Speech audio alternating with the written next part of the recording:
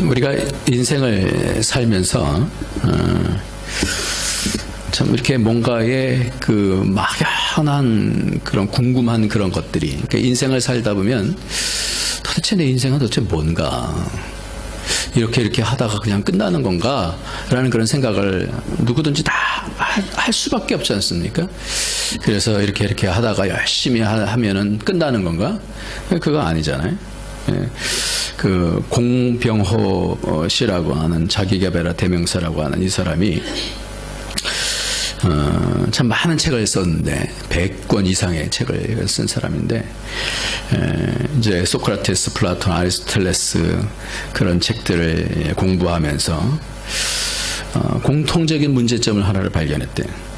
고대 그리스 철학은 여러 가지 중대한 과제들을 다루고 있지만 정작 어느 문제 하나도 답을 주지 못한다는, 그래서 갈증을 느끼고 있던 차에 설교를 듣다가 성경에 빠졌어. 그래서 이분이 성경 안에서 답을 찾아가면서 요즘 그런 책을 지금 쓰는 것을 이렇게 보게 되어졌습니다. 우리도 결국은 이 땅에서 이렇게 삶을 삽니다. 삶을 살면서 정말 내게 주어진 삶 가운데서 다 없어지는 무익한 그런 삶을 살 것인지, 아니면 정말 중요한 진리의 삶을 살 것인지는 한 번밖에 인생을 살지 않기 때문에 이 부분은 그냥 쉽게 지나갈 수 있는 그런 부분은 아닌 것 같아요. 오늘 우리가 말씀을 통해서 다윗이 세 종류의 사람을 만나는데, 우리는 구원이 관계라고 이렇게 얘기를 하는데, 이 관계 속에서 사람들을 늘 만나면서 보게 되어집니다. 이 사람은 어떤 사람인가? 이 사람은 어떤 사람인가? 이게 보면서 감동을 받기도 하고, 또 때로는 마음에 저 사람하고는 같이 교제하면 안 되겠구나, 이런 생각을 갖기도 합니다. 다윗이 오늘 본문에 보면은 다윗이 도피하고 환궁하면서 다시 그 아들 압살롬 때문에 도망가다가 만난 사람, 그 사람들이 다시 돌아올 때에 어떠한 태도를 취하는가. 왜냐하면 인생의 가장 어려운 시기 가운데 있었을 때에 이 자기에게 도움을 주는 사람, 때로는 여러 가지 어려움을 주는 그런 사람들이 마음에 사무치게 되어 있거든요. 그 중에서 오늘은 바르실레라고 하는 사람에 대해서 나누고자 합니다. 특별히 오늘 본문을 자세하게 사무엘 하에 기록하신 하나님의 어떤 의도가 있다는 거예요. 여러분, 성경을 볼 때는 항상 하나님의 말씀은 스토리로 끝나지 않아요. 그 스토리가 있으면 그 스토리가 갖고 있는 그 하나님의 마음이 심겨져 있는 겁니다. 하나님의 의도가 심겨져 있는 것입니다. 그렇기 때문에 스토리 이상의 무슨 의미가 있는지, 그러니까 우리가 창세기를 볼 때도 하나님께서 며칠 날 뭘 창조하시고 둘째 날 뭘 창조하시고 뭐 이게 중요한 게 아니라 그 부분은 기본이고, 그것을 뛰어넘는 하나님이 이 말씀을 통해서 도대체 무엇을 말씀하시려고 하는가 하는 그런 부분들을 우리가 살펴봐야 됩니다. 궁에서 도망할 때, 그리고 황궁할 때 몇 종류의 사람을 만나는데, 여러분들 생각나는 사람도 있습니까?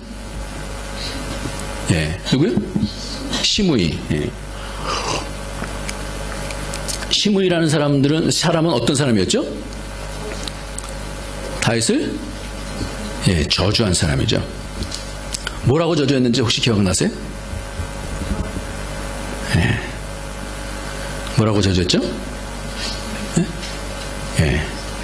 다윗을 향해서 벨리알의 사람이라고 그랬어요. 벨리알의 사람. 그러니까 벨리알의 사람이라는 것은 마치 사단의 자식 이런 거거든요. 그러니까 가장 어려운 상황 속에서 당신은 사탄의 자식, 가장 곤고한 중에 있을 때 당신 정말 참 믿음 맞아? 뭐 이러는 거예요. 그런 고통스러운 그런 현장 속에서 벨리알의 사람이다라고 저주를 받아서 깊은 상처를 준 사람이 바로 이 시므이라는 사람입니다. 어려울 때 상처를 준 사람은 가슴에 새겨지게 돼 있지 않습니까? 그래서 아들 솔로몬에게 유언으로 말합니다. 뭐라고 말했습니까? 한번 보여주시죠. 우리가 이미 한 말씀입니다. 네, 굉장히 중요하기 때문에 같이 한번 읽겠습니다. 시작. 내가 마하나임으로 갈 때 독한 말로 나를 저주하였으니 그러나 저가 요단에 내려와서 나를 영접하기로 내가 여호와를 가리켜 맹세하여 이르기를 내가 칼로 너를 죽이지 아니하리라 하였노라 그랬어요. 그러니까 도망갈 때는 독한 말로 하다가 다시 돌아올 때는 나의 죄를 묻지 마세요. 그러면서 나를 용서해 주세요 이랬다고요. 근데 그 상처가 얼마나 깊었는지 그 다음을 한번 보여주시면 저를 시작. 저를 무지한 자로 여기지 말지어다. 너는 지혜 있는 사람인즉 저에게 행할 일을 알지니 그 백발의 피를 흘려 저로 음부에 내려가게 하라. 가슴이 사무치는 거예요. 이런 사람은 권력을 잃었을 때에 시므이 같은 사람은 권력을 잃은 다윗을 아주 저주했습니다. 그러니까 힘이 있을 때는 다시 환궁할 때는 탁 붙어서 내가 그때 잘못 생각했어요. 나를 좀 용서해 주세요. 이러는 거예요. 그러니까 권력이 있을 때는 탁 달라붙고 힘이 있을 때는 딱 달라붙고 권세가 있을 때는 달라붙고 돈이 있을 때는 달라붙고 그런데 그런 것들이 없을 때는 어떻게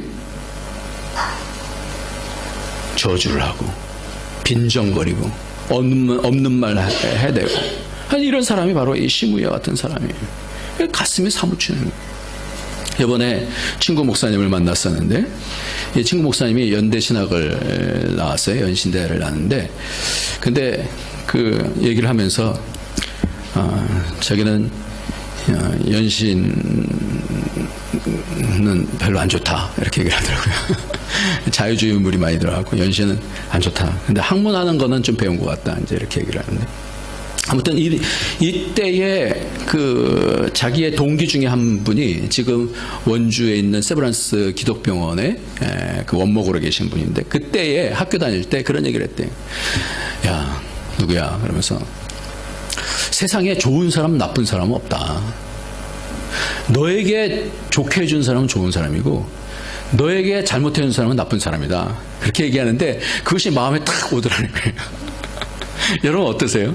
나에게 잘해준 사람 나쁘고 좋고가 아니라 그것이 나에게 잘해주면 좋은 사람이에요. 나에게 나쁘게 해주면 나쁜 사람이라는 누가 좋은 사람이냐. 내게 잘해주는 사람이 좋은 사람이라는 거예요. 우리는 사람의 관계 속에서 사람을 평가할 때 여러 가지로 평가를 합니다. 그런데 그 첫 번째 평가는 뭐냐면 세상적인 평가, 세상 사람들의 평가는 뭐냐면 나에게 잘해주면 좋은 사람이에요. 지금 시므이와 지금 다윗의 관계 속에서 이 사람은 자기에게 다윗이 유익하게 되어지면 그때는 가서 내가 잘못했습니다. 좀 힘이 없으면 이런 관계가 세상의 관계예요. 여러분들도 세상을 살면서 그러한 배반도 당하고 그렇게 아양거리는 사람들도 보고 그런 관계 속에서 들었다 놨다 하는 그런 변화무쌍한 그런 사람들을 이제 많이 보게 될 겁니다. 그렇다면 그런 관계만 있는 것이 아니다는 거예요. 두 번째 나타나는 사람이면 다윗이 떠날 때 그리고 다윗이 돌아올 때 만났던 사람이 또 한 사람 나오는데 그 사람은 시바와 무비보셋이라고 하는 사람이에요. 이 사람은 무비보셋이라고 하는 사람은 어떤 사람이냐면 그냥 사람 나에게 잘해주고 못해주고의 그런 관계가 그것이 중요한 것이 아니라 이 사람을 바라볼 때는 언약의 관계 속에 있는 사람으로 봐야 되는 거예요. 이 무비보셋을 생각할 때는 그 아버지 누구예요? 요나단 때문에 이 아들을 끝까지 지키는 것을 보게 돼요.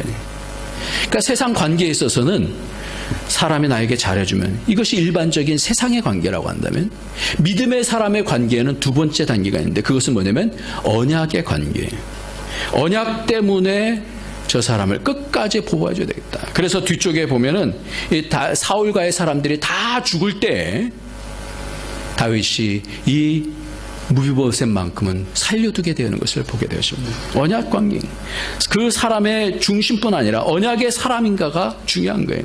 무비보셋은 그 아버지 요나단과의 언약에 속해 있는 사람이에요. 우리는 사람과 만날 때 저 사람의 진정성은 뭔가 그러면서 마음을 살핍니다. 그것이 일반적인 관계예요. 두 번째 상황은 뭐냐면 그거보다 조금 더 깊이 있는 관계로 사람을 볼 때 저 사람과 내가 하나님의 언약 속에서 어떤 관계 속에 있느냐라는 거예요. 그래서 저는 말씀 성경 공부를 하면서 만난 사람하고 그냥 말씀 안에서만 그냥 일반적으로 만난 사람하고는 좀 달라요. 왜냐하면 말씀을 통하여서 교제를 통하여서 제가 질문도 하고 대답도 들으면서 하나님의 약속을 그분이 어떻게 받느냐를 따라서 그 관계가 깊어지기도 하고 얕기도 하고 그렇다는 거예요. 그러니까 이 말씀의 언약 속에서 피를 나눈 그런 관계. 그러니까 말씀 앞에서만 서면 그 하나님의 말씀이 그렇다만 그러면 그 앞에서 절대적으로 하나님의 말씀 앞에서 순종할 수 있는, 내가 부족하더라도 그 방향으로 나가는 사람들이 있어요. 그 관계. 그러니까 우리의 모든 관계 속에서도요, 일반적인 마음으로 저 사람이 날 좋아하고 뭐 이런 관계가 있는가 하면 두 번째 단계는 뭐냐면 언약으로 말씀으로 만난 관계가 있는 거예요. 뭔가에 중심이 있기 때문에 피를 나눈 그런 형제와 같이 그렇게 다윗과 요나단은 언약 속에 있는 사람이, 언약의 사람은 끝까지 믿음으로 살고 그 증거를 보이게 돼 있어요. 왜냐하면 약속이라는 것이 있기 때문에 그 언약은, 약속은 반드시 증거를 요구하기 때문에 언약의 사람은 쌍방에 체결되어 있는 그 언약의 내용에 대해서 성실하게 응답을 해야 되는 것입니다. 그래서 이랬다 저랬다 하는, 때론 자신의 성공을 위해서 거짓말과 철저한 판단력으로 다윗의 호감을 사는 시바와 같은 그런 사람과는 많은 차이가 있는 거예요. 그래서 무비보셋과 시바에 대해서 성경은 그렇게 비교를 해주고 있습니다. 어떤 사람이 언약과의 관계에 있는지. 그래서 그것을 분별하게 다윗에게 시바와 무비보셋이 같이 등장하게 되어집니다. 그래서 진실성을 확인했을 때에는 무비보셋을 받습니다.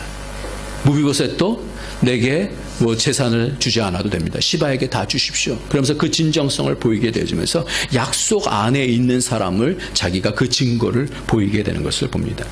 관계는요, 저 사람이 진실한가, 정직한가, 거짓인가, 신뢰할 만한가, 하나님 앞에 서 있는가, 이런 것들이 증거가 되어져서 조금씩 한 가지씩 그것이 채워지게 되어지면, 그 증거가 채워지면 그 사람을 신뢰하게 돼 있어요. 근데 늘 거짓말만 하는 사람들은 믿을 수가 없는 거죠.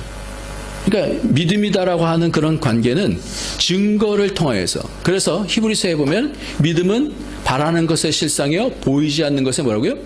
증거다. 선진들이 이로써 증거를 얻었느니라, 이렇게 말씀하면서 믿음은 계속해서 증거가 보여지는, 그래서 이 관계가 언약의 관계인지, 언약 앞에서 신실한 것인지에 대한 그 관계를 계속해서 확인하게 되어지는 것이 우리 속에서 관계에서, 늘 사람과의 관계에서 보는 거예요. 이 사람이 언약의 관계면 이 언약 앞에서 신실한가, 이것을 꼭 찾아 우리가 은연중에서도 보는 거예요. 저 사람이 그 나와 한 언약이 맞아? 틀려?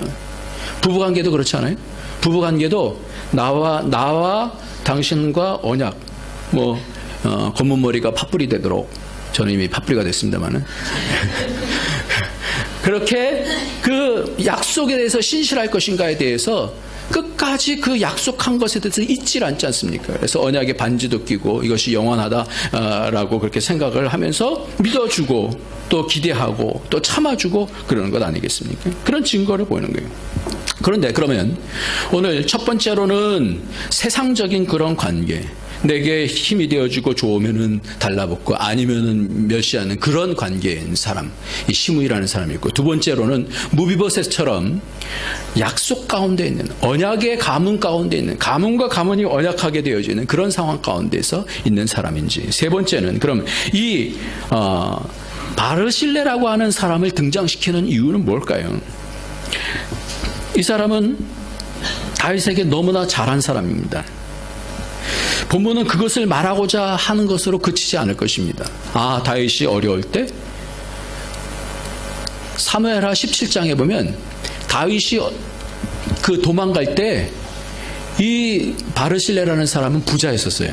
그러니까 이 부자가 17장 28절에 보면 바르실레가 침상과 대야와 질그릇과 밀과 보리와 밀가루와 볶은 곡식과 콩과 팥과 볶은 녹두와 꿀과 버터와 양과 치즈를 가져다가 다윗과 그 함께한 백성으로 먹게 하였으니 이는 저가 생각에 백성이 들에서 시장하고 곤하고 목마르겠다 함이더라. 그러면 이렇게 지금 쓰러져가는 사람, 도망가는 힘없는 사람인데도 불구하고, 그리고 이런 것이 나중에 압살롬에게 발각되기까지라고도 한다면 굉장히 치명적인 어려움을 겪을 수도 있는데도 불구하고 이 바르실레라고 하는 사람은 그냥 가서 자기가 갖고 있는 부요함을 다 다윗에게 쏟아붓는 것을 보게 되어집니다. 다윗에게 너무 잘한 사람이에요. 그러면 오늘 본문은 저 사람이 다윗에게 잘했으니까 이 성경에 쓰여 있느냐? 그건 약해요. 그것이 하나님의 의도라고 보기에는 좀 약해요. 그래서 이 바르실레를 통해서 하나님께서 우리에게 당신의 하나님의 뜻을 나타내고자 하는 그 의도는 무엇인가? 바르실레라고 하는 뜻은 강철이라는 뜻입니다. 그 이름의 뜻은 강철이라는 뜻입니다. 그의 삶은 좀 전에 읽었던 17장과 19장에서 나오는데, 특별히 열왕기상 2장 7절에는 바르실레가 한 것이 다윗에게 얼마나 큰 그 기쁨이 되어지고 힘이 되어지고 이 사람의 진정성을 확인했기 때문에, 그래서 열왕기상 2장 7절을 보면 이렇게 솔로몬에게 예언하는 것을 봅니다. 같이 읽겠습니다. 시작. 마땅히 길레 바실라 은총을 베풀어 저희로 내 상에서 먹는 자 중에 참여하게 하라. 내가 내 형 압살롬에 실패하여 도망할 때 저희가 내게 나왔었느니라. 바실레가 바르실레예요. 바르실레 아들들에게, 내가 바르실레에게 받은 그 은총이 너무나 크기 때문에 그 바르실레의 아들들에게도 은총을 베풀어서 내 상에서 먹는 자 중에 참여하게 하라. 그러니까 왕의 영광 가운데서 함께 동참하게 하라. 그런 유언까지 하게 되는 것입니다. 왜 그럴까요? 왜 이런 복을 줄까요? 오늘 말씀을 보면서 또 바르실레가 나오는 장면이 있는데, 그 장면은 에스라 2장에 나옵니다. 에스라 2장 61절을 보면 제사장 중에는, 시작, 제사장 중에는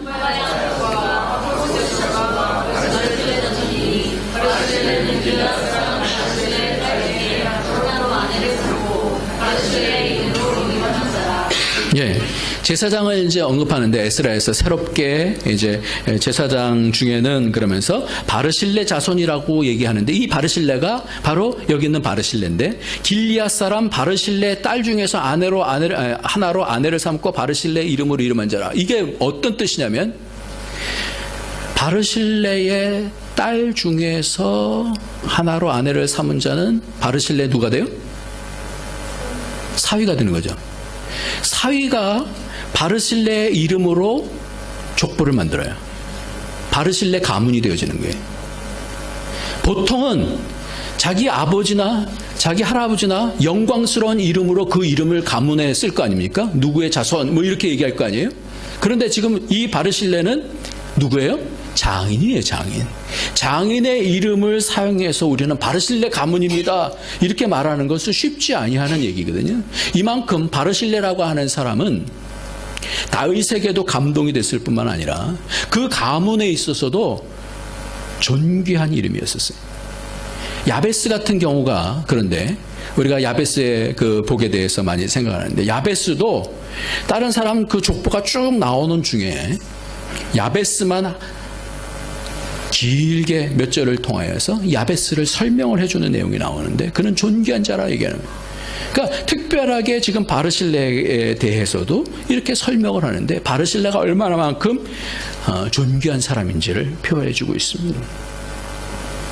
이것은 느헤미야 7장 69절에도 반복해주는 내용인데요. 그렇다면 똑같이 반복됩니다. 그렇다면 이 바실레라는 무엇 때문에 이렇게 성경에 중요한 인물로 등장할까요?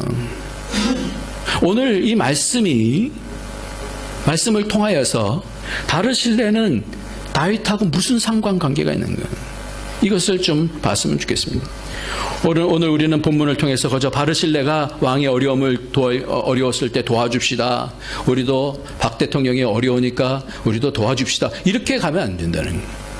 이 가운데서 하나님께서 뭔가를 말씀해 주고자 하는 것인가? 그것을 위해서 왜 이 본문이 어떻게 사용되어진 것인가? 다윗이 감동한 이유가 무엇일까? 자기를 도와주었기 때문에, 어려울 때 힘이 되었기 때문에 물론 감동했겠습니다마는 바르실레의 사위가 감동한 것이 또한 왜 이렇게 다윗의 사위, 바르실레의 사위는 감동했을까? 성경은 그렇기 때문에 바르실레를 여러 성경에서 언급하고 있는데 그 이유는 무엇인가? 오늘 본문 가운데서 이 바르실레를 우리가 살필 수 있습니다. 바르실레에 대해서 나오는데 한번 본문을 보겠습니다. 33절 34절 보겠습니다. 왕이 시작. 왕이 바르실레에게 이르되 너는 나와 함께 건너가자. 예루살렘에서 내가 너를 공개하리라. 바르실레가 왕께 고하되 내 생명의 날이 얼마나 있사옵가온데 어찌 왕과 함께 예루살렘으로 올라가리까. 사람의 관계는요 굉장히 중요합니다.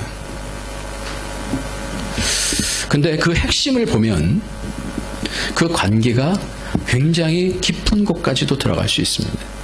이번에 정홍원 국무총리가 러시아 드미트리 메드베데프 그 총리를 만나면서 그 회담을 했어요. 그런데 제가 그 글을 보면서 이분이 참 지혜로운 사람이다라는 그런 생각을 했어요. 정 총리는 특히 러시아로 기화해 대회 3관왕에 오른 쇼트트랙 안현수 선수를 언급하면서 우리나라와 러시아를 더욱 끈끈하게 엮어주는 기회를 만들어준 것 같습니다 라고 얘기하니까 이 총리가 어떻게 했어요? 러시아 총리가 쇼트트랙에서는 여태까지 메달을 따본 적이 없는데 이 안현수 때문에 쇼트트랙에서 3관왕이 되는 거예요. 그러니까 얼마나 기쁘겠어요. 그러니까 우리의 관계 속에서도요, 그 마음 속에 어떻게 보면 한국 사람으로서 안현수가 글로 갔기 때문에 좀 불편할 수 있는데 정 총리가 그 사람 때문에 우리가 서로 이렇게 좋은 관계를 엮어준 끈끈한 그런 관계가 됐습니다. 그러니까 마음이 활짝 열리잖아요.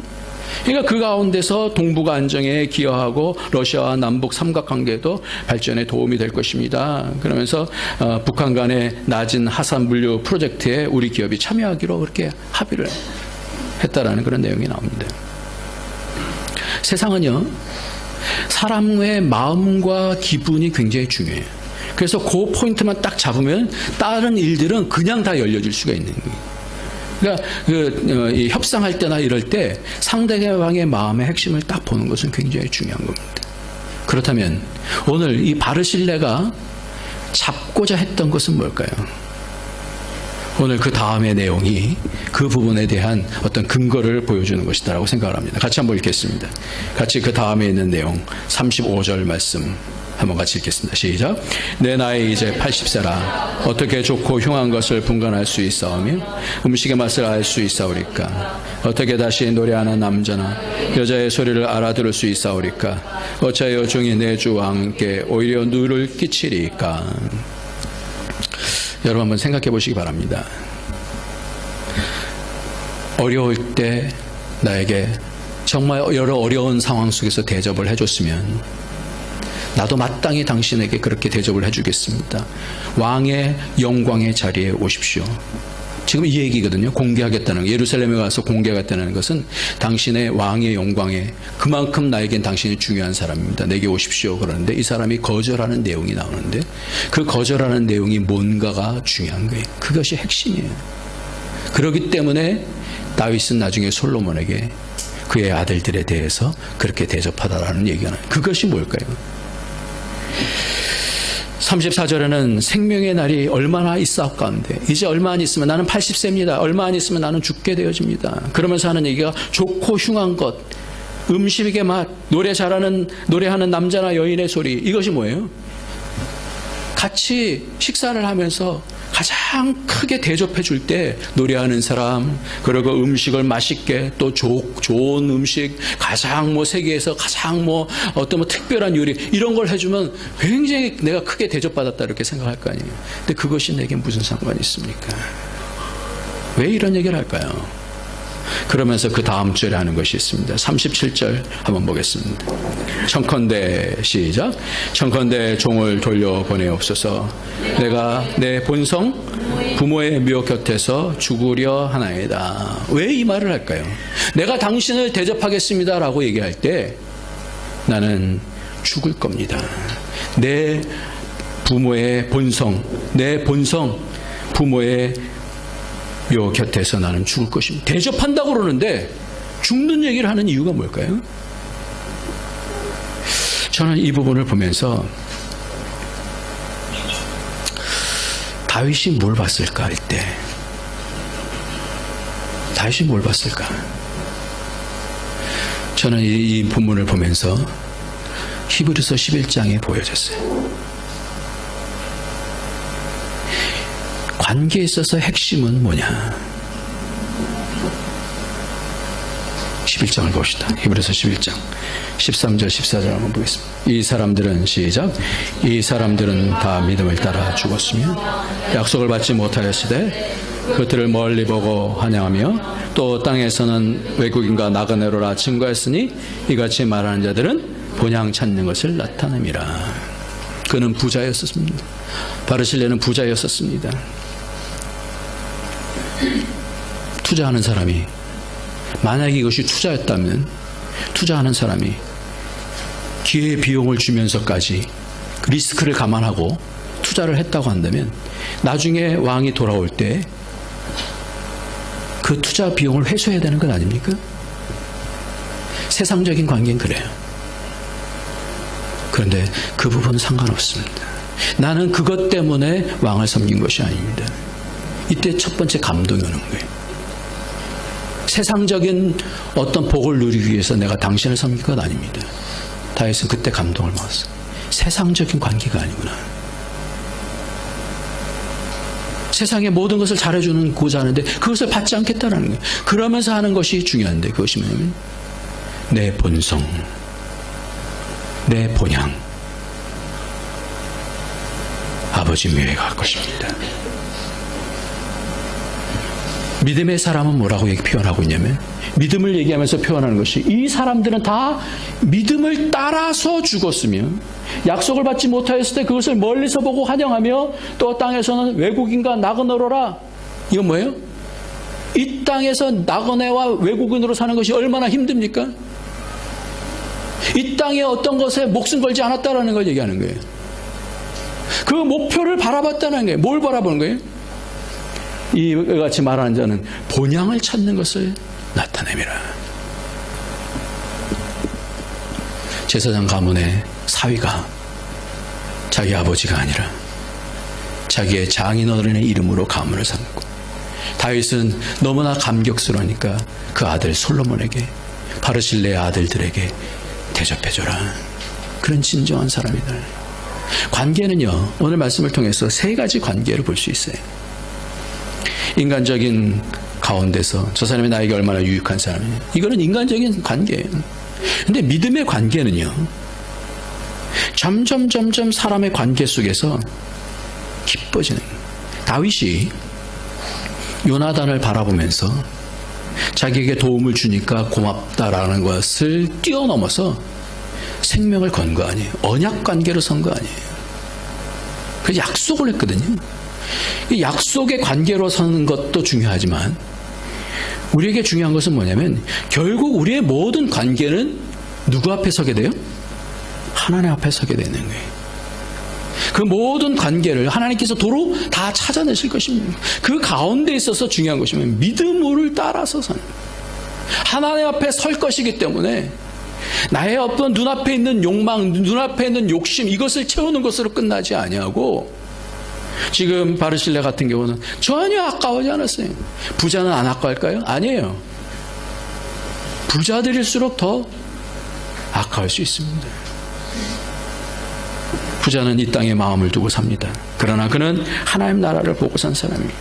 아브라함의 믿음이 바로 그런 믿음이에요. 아브라함도 처음에는 본토 친척 아비집을 떠날 때 믿음을 따라서 갔어요. 그런데 그 믿음은 연약한 믿음이었어요. 그렇기 때문에 처음에 가나안 땅으로 도착하니까 기근이었거든요. 이게 무슨 복의 근원이야? 그러고는 애굽 땅으로 내려가지 않습니까? 그런데 다시 깨닫고 올라와서는 내가 잘못했구나. 하나님의 앞에서 서는 것이 중요한 건데, 그래서 그 조카 롯에게 네가 우하면 내가 좌하고 네가 좌하면 내가 우하겠다, 그렇게 얘기를 합니다. 그리고 나중에 그 믿음이 자라게 되어지면서 그 아들 독자 이삭을 하나님의 언약 가운데서 내려치게 되어지는 것이죠. 본향을 바라는 자이기 때문에 그럴 수 있다라고 성경은 말씀하고 있습니다. 믿음이다라는 것은요, 관계의 단어이고요. 믿음이다라는 것은 한 번으로 딱 끝나지 않냐고, 이것이 점점 증거를 만들어내는 거예요. 우리도 사람과 사람 사이에서 그런 판단을 합니다. 이 사람이 한 번만 나를 좋아하는 사람인지, 아니면 신실하게 나를 정말 믿음을 가지고 갈 수 있는 사람인지. 특히 여자들은 남자 만나면, 남편 만나면 그렇지 않아요? 이 사람은 정말 믿을 만한 사람이야? 계속해서 체크하는 것이 그거 아니에요? 관계라는 것이 그거예요. 믿음이라는 것이 그거예요. 그 증거들이 점점 보이면 속에서 확신이 생겨지는 거예요. 확증이 되어지는 거예요. 어떤 때도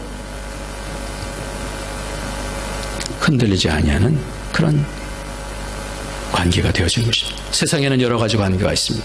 시므야와 같이 사람을 이용해 먹는, 들었다 놨다 하는 그런 사람이 있는가 하면, 무비보셋과 같은 언약 안에 있는 사람이 있고, 바르실레아와 같이 자기를 뛰어넘는 물질의 그런 관계, 이런 것들을 뛰어넘고 하나님 나라를 바라보기 때문에 과감하게 투자할 수 있는, 하나님 나라에 던질 수 있는 그런 사람이 있습니다.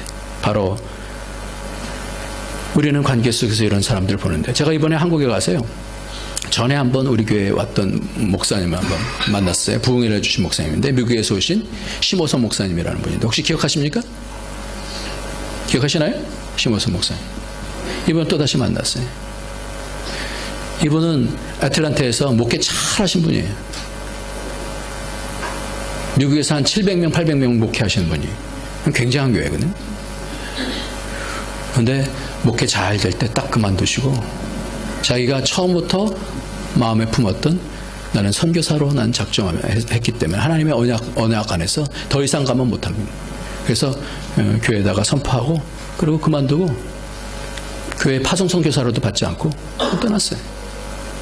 요즘 시베리아에 있는 쪽을 쭉 탐방하면서 이렇게 다니시면서, 그러면서 호스텔 같은 데서 6명 있는 방, 10명 있는 방, 그런 데서 바퀴 나오는 그런 방, 이런 데서 살면서도 내가 얼마나 감사한지 모르겠습니다.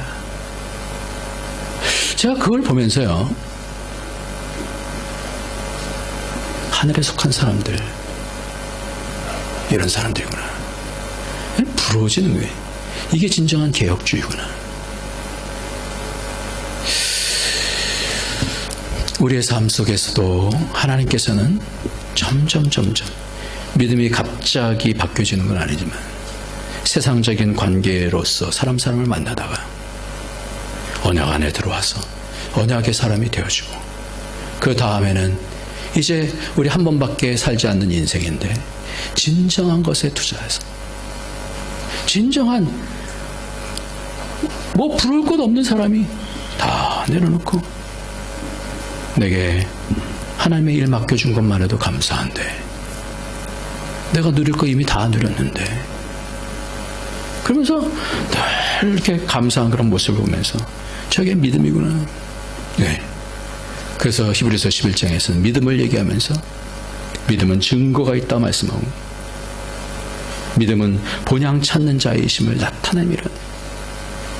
오늘도 기독교는요, 종말론적입니다.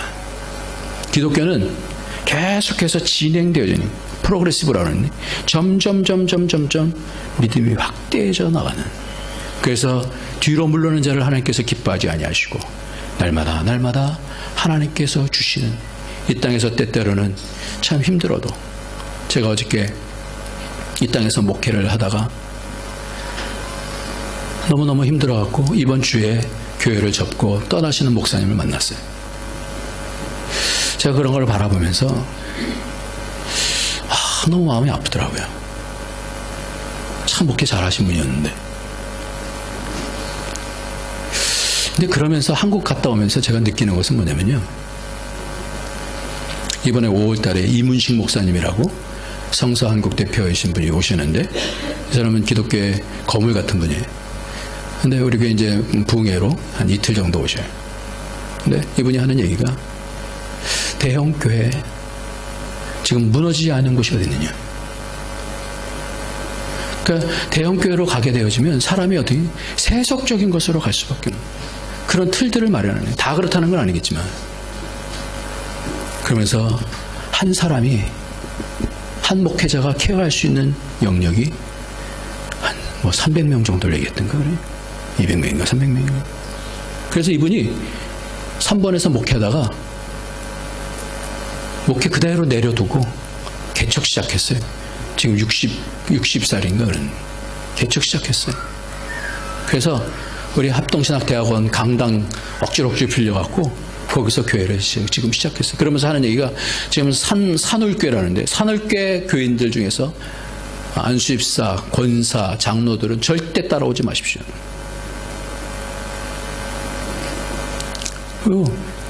그래서 그냥 평신도하고 집사님들만 해서 한 70명 정도 왔어. 그 근처에 있는 또 사람들을 계속 와서 한 70명 정도 모여서 목회하는데, 이제 앞으로는요, 한국 교회가 갖고 있는 목회적인 그런 뭐랄까요, 야망 이런 것들 다 깼을 겁니다. 저는 그렇게 봐요. 관계 속에서도 진정성을 찾게 되어지고 목회 가운데서 진정성을 찾게 되어지고, 그래서 우리가 그런 방향으로, 완벽한 것은 있지 않겠지만 그런 진정한 방향으로 그 공동체가 되어질 때, 그 관계가 되어질 때 우리가 행복한 교회가 되어지고 행복한 목회가 되어지고 이 땅에서 분명한 그 하나님 나라를 이루게 되어지는 교회가 되어질 줄 믿습니다. 기도하겠습니다.